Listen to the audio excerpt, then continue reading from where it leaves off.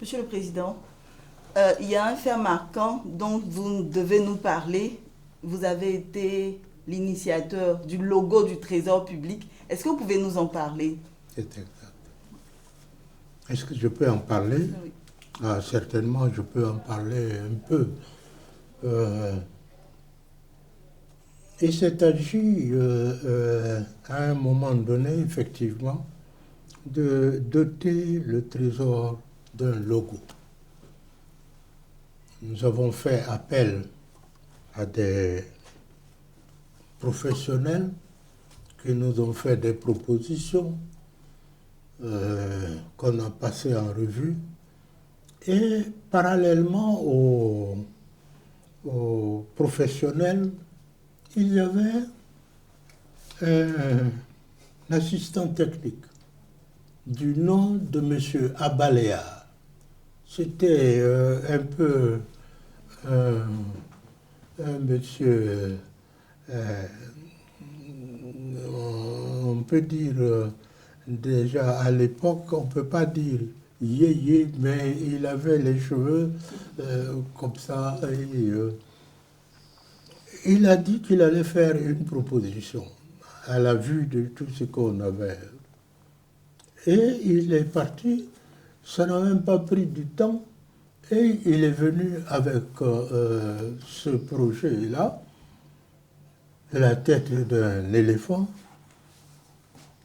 avec l'écriteau DGCPT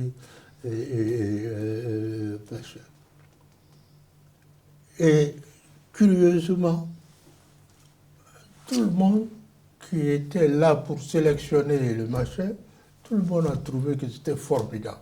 C'était formidable parce que ça se référait à, disons, l'emblème du pays. Étant donné que le trésor est indissociable de l'État, c'était bien vu et c'était bienvenu. Et nous avons choisi cela et en définitive, je pense que c'est ainsi que ce logo nous a servi et continue de servir apparemment mes successeurs sans que quelqu'un l'ait remis en cause.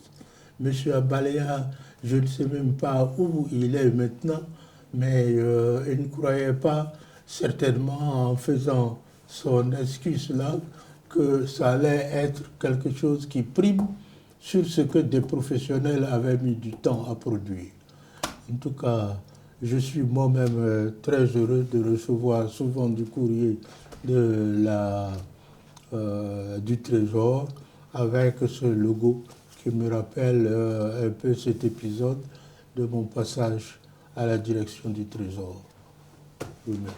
Merci, Monsieur le Président. On va terminer avec cette dernière question-là. Ah, Le Trésor public oui. célèbre ses 60 ans. Comment? 60 ans. Le Trésor public célèbre ses 60 ans. Oui. 60 ans dans la vie d'une institution, on sait que c'est beaucoup. Qu'est-ce que vous pensez de cette célébration-là? Je crois que c'est une célébration légitime.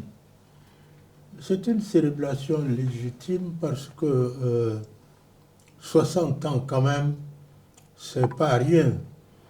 Et si on voit, ce n'est pas loin de la durée de vie de notre République.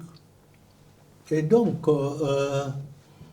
célébrer cela, je crois que c'est une très bonne chose pour les responsables actuels du Trésor, mais aussi pour tous ceux qui ont eu à passer au Trésor à un moment ou à un autre de leur vie et qui certainement ne considèrent pas cette maison comme une maison étrangère, mais plutôt comme une maison où ils ont laissé un peu de leurs souvenirs.